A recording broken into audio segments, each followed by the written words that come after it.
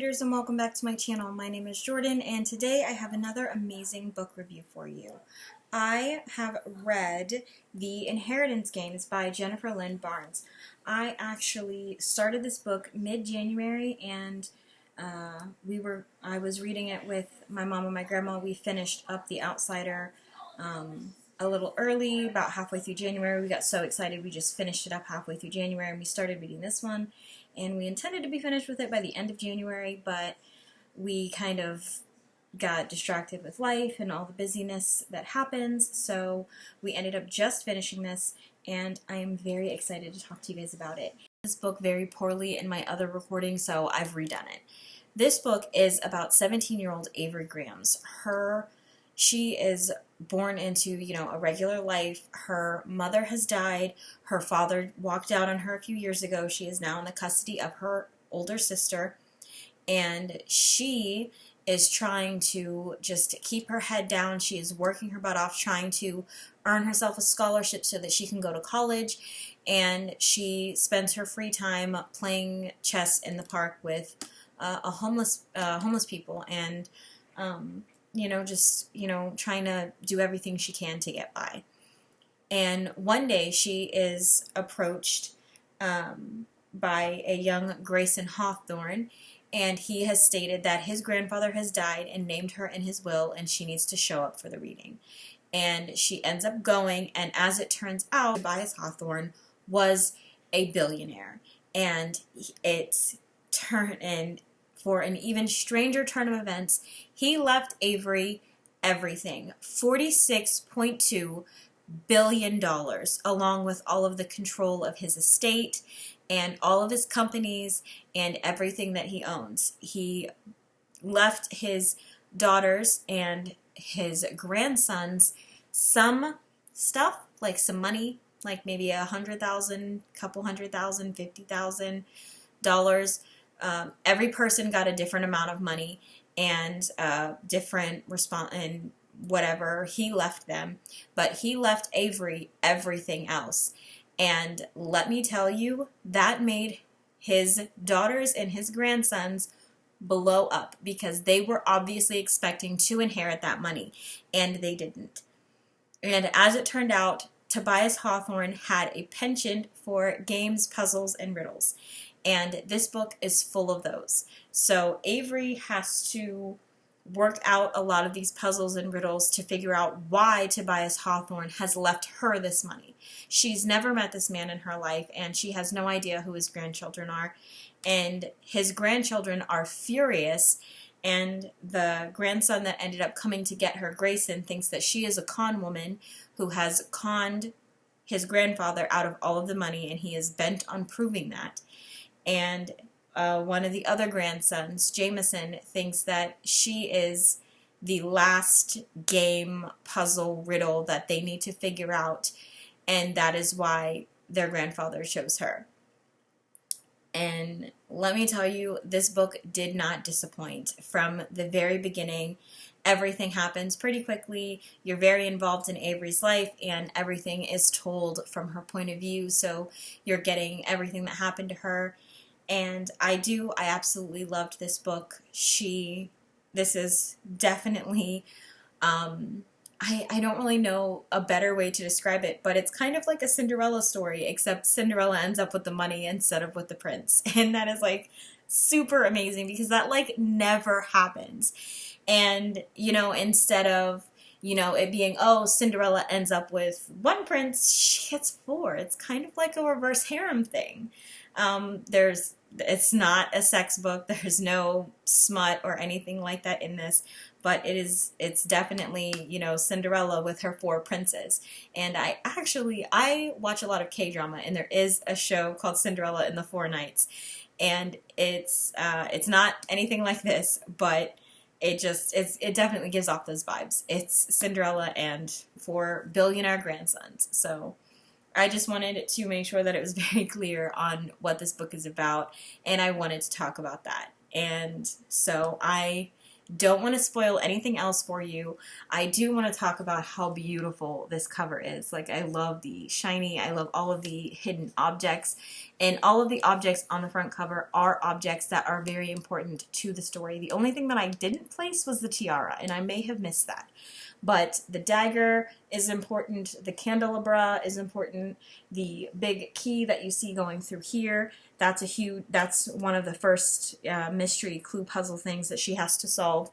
And there's a necklace here that comes in important, this glass ballerina, and the chess piece. And I don't think there's anything else in here. I mean, obviously the roses, but I'm not seeing any other hidden objects that I didn't name.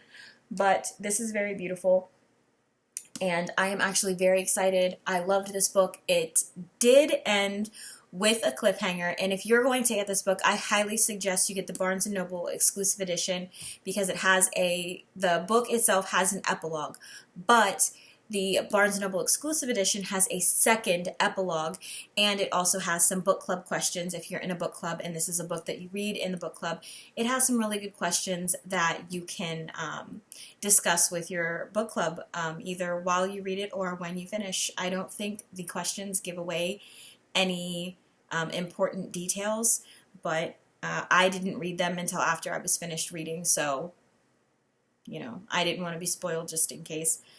I think this book was absolutely amazing, and it turns out that there is going to be a sequel later this year. I believe it comes out in September or October, and it is called The Hawthorne Legacy, and the cover is purple, and it's just like this, and it's got all these hidden things in there, and I will attach a picture of it at some point in this video so that you guys can see it too, because I think it's really beautiful and I cannot wait. It doesn't have a release date yet. When I looked it up on Amazon, it just said pre-order, and it doesn't have a date for when it's going to be released. So I'm really excited, and I will definitely be getting the Barnes & Noble version of that one too. I try to get the Barnes & Noble version every time I get a book. So I think that is it for all of my non-spoiler friends. I'm going to let you guys go, and I'm going to talk about details from the book. So if you have not read it, this is your cue to leave. I think the first thing that I want to talk about is how I am an adult, okay? I may not look like it, but I am 26 years old and I have 3 children. So I kind of read things a little differently than I would if I was like 17 or if I had no children. So let me tell you, when I see that Avery is struggling, money-wise, and she's living with her sister who chooses her abusive boyfriend over her, and Avery ends up living in her car, I'm like, as an adult and as a mother, and even as I have 2 younger sisters, I also have an older brother, so I am the youngest sibling, because I share my brother with my mom, and my 2 younger sisters I share with my dad. Different thing. So with my brother, I'm the youngest at my mom's house, but when I go to my dad's house, I'm my dad's first child, so I am also the oldest. And it's definitely, I would never choose an abusive boyfriend or any boyfriend over my sibling. If my sibling was staying with me and they were my personal responsibility, I would make sure that my home was safe for them and that they were welcome and that they didn't have to worry about anything. The only thing they would have to worry about would be, getting a scholarship to college, and I would make sure that I was able to pay the bills and take care of them.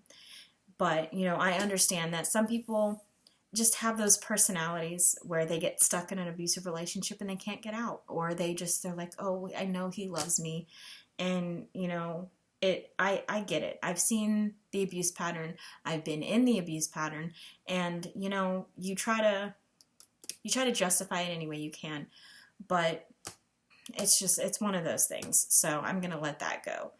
And I did know that as soon as they were describing her playing chess in the park with some random hobo, I was like, this is going to be important. They would not put this in here if it wasn't going to come up later. So I was waiting for it, and then sure as shit, later on it did. It was important. And I knew right then, and then when she went to the Hawthorne house and found out she inherited everything, she was listening to the family bicker. They were bickering about, family things that, it's just not relevant to her. It doesn't make any sense. And they were talking about how Tobias went a little crazy when Toby died in a mysterious fire that nobody ever talks about. And somebody else, I don't remember who said it, but they corrected. They're like, he disappeared. He didn't die. And I'm like, now maybe I'm wondering if the hobo she was playing chess with is Toby, and that's how she got connected to the Hawthorne family and how she ended up with all the money. And, like, they're like, oh, I'm not going to leave it to my grandsons. I'm going to leave it to this good person over here. So I'm like, yeah, I kind of had that pegged right away. Like, certain things, when you read a trope enough, or when you read enough books, you can basically predict how they're going to go and how they're going to end. But it's usually the journey that gets there that there's a lot of variables. So you just kind of have to read it to find out. But this was one where I saw it coming. I knew that part. That didn't surprise me at all. I'm like, yeah, I expected it. I read the back of the book, but ooh, like, ooh, crazy. Like, I don't even know what I would do if I inherited that. I can't even fathom how much money that actually is. And I can't imagine like owning my own football team, a helicopter, a private jet, all these companies, this crazy mansion in Texas. Like, it's insane. I loved how her brain works, because my brain doesn't work like that. My brain doesn't work in puzzles and riddles and stuff like that. So all of the puzzles, from the keys the first time she has to get into the house, to all of the riddles and the clues that are hidden wherever they're hidden, I did not figure out any of those before she did, or realize where they were going when they started to solve them. And they're like, oh, well, this means that. And, like, this riddle goes here. I'm like, where are you getting this information? Like you must be like some kind of genius. It was insane to me. It blew my mind. I could not have solved those riddles. But the Hawthorne boys, they grew up solving those riddles, and I'm sure they started out pretty easy or simple, and then they just got more complicated as they got older. And I'm sure if I grew up like that, I would be able to solve those riddles, but as myself, I would not be able to do that because I didn't grow up like that, and also my brain doesn't work that way. So, that kind of just is what it is. And I could have done without, Avery kissing Jameson or falling for Grayson. Like, I'm like, I ain't falling for you. Like, me as an adult, I'm like, I'm not falling for you. Nope, not happening. But that is what it is. I think it's cute. The book could do without it, but it's also very cute with it. So that is that.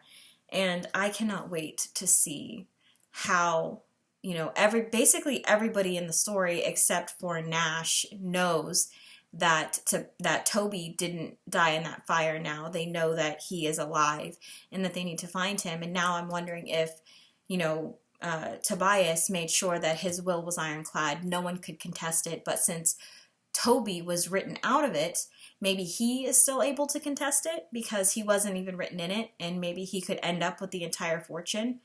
And who knows? I would love to see what would happen next. I am super excited for this second book, The Hawthorne Legacy, and I can't wait to see it. So, I will keep you guys updated on my next read. I think that is everything for this one. I don't really have much else to talk about in this book. So I will see you guys next time. Bye!